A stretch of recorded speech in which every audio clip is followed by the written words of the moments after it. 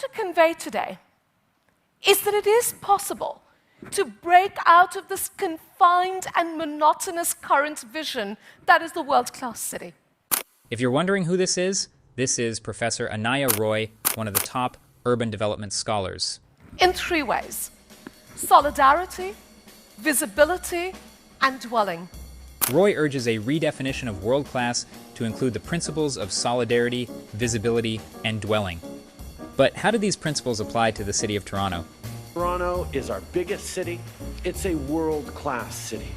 It's an incredibly vibrant place where every neighborhood is unique. Is it? Let's answer the question by taking a journey along the 511 Bathurst streetcar. Bathurst 511 passes through 8 neighborhoods: University, Palmerston Little Italy, Trinity Bellwoods, Kensington Chinatown, Wellington Place, West Queen Street, Fort York Liberty Village, and Harbourfront City Place. On our journey, we'll explore unique housing styles, from condos to row houses, and dive into the varied economic and cultural landscapes defining Toronto's urban life. Let's start. Do it.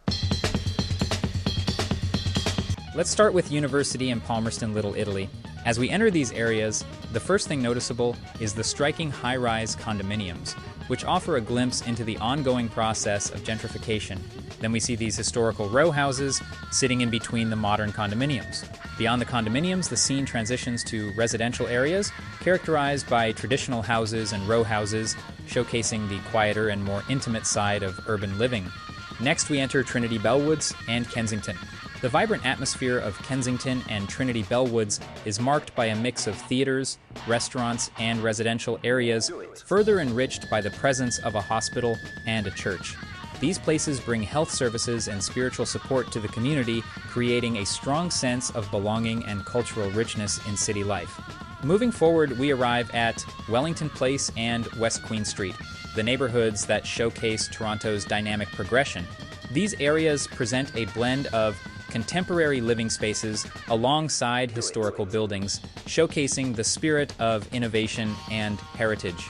Finally, we have reached the Harbourfront and Fort York areas, where the landscape is dominated by high-rise condominiums.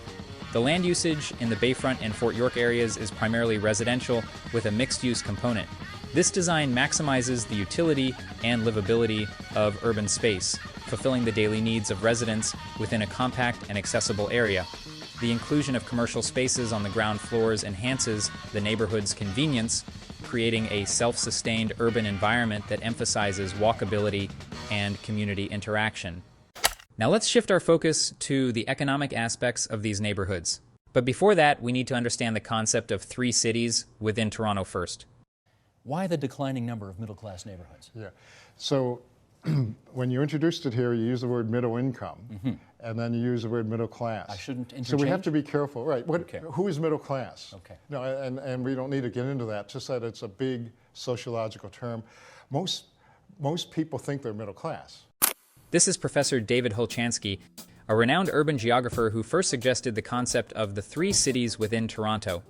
Holchansky's work divides Toronto into 3 cities according to their socioeconomic status, which reflects different trends of income changes relative to Toronto's average from 1970 to 2005.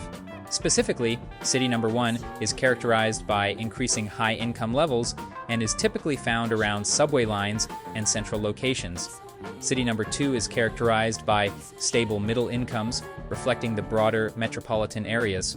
Lastly, City Number 3 is where declining incomes highlight growing socioeconomic challenges, predominantly in the city's northeastern and northwestern regions.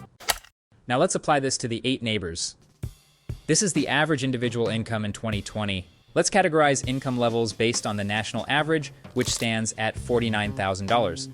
Those earning above this average will be classified as high-income earners. Individuals earning around the average will be considered middle-income earners. Meanwhile, those earning less than the average will be identified as low-income earners. Here are the results. Doesn't it look familiar? Yes, it does. In fact, it becomes evident that the trends we observe closely mirror those identified in Holchansky's work on the 3 cities within Toronto. The findings reproduce the pattern of socioeconomic division and spatial segregation, reflecting a city that continues to evolve along lines of income disparity. Yet, there's more to the story. While analyzing the data across neighborhoods, a consistent pattern emerged, which indicated that residents showed a strong preference to stay in these areas despite the steep costs involved. Here's what it looks like. This represents the proportion of housing considered unaffordable across all neighborhoods. Consider that the average in the city of Toronto is 36.6%, and this is the proportion of households allocating over 30% of their total income towards housing expenses. And again, the average is 37%. This raises a question. Why is there such a strong demand to reside in these areas, even at the cost of financial precarity? Before we answer this question, we need to understand the concept of time-space compression theory. Let me explain. The way we are, and the way places are, is a product of our interrelations with everywhere else. This is Professor Doreen Massey, a renowned geographer known for her insightful exploration of space, place, and the dynamics of time-space compression in the context of global urbanization. Massey states, quote-unquote, "This is an era when things are speeding up and spreading out. Much of what is written about space, place, and postmodern times emphasizes a new phase in what Marx once called the annihilation of space by time. It is a phenomenon which has been called time-space compression." Returning to our earlier question, the answer becomes clear when we consider the theory of time-space compression and its implications on urban development and accessibility. The attraction to living near efficient public transportation, such as streetcars and subway stations in Toronto, shows an urban reality. This proximity offers invaluable convenience and time-saving benefits, essential in a busy city where every minute is precious. This is highlighted by the percentage of people in each neighborhood who spend over an hour commuting to work.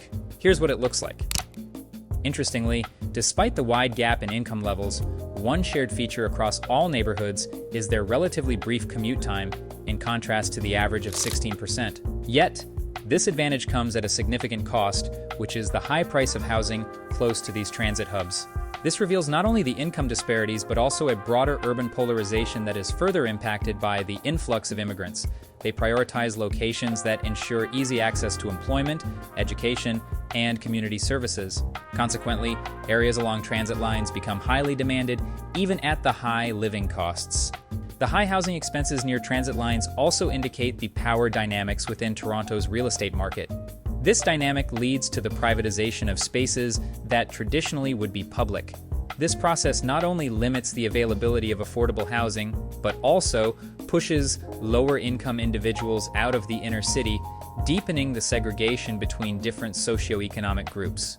However, considering the challenges of housing affordability and the impact on urban accessibility, Toronto's claim as a world-class city is open to question. The tension between the benefits of living near transit and the high costs associated with it highlights the necessity for more inclusive urban planning. Thank you for watching.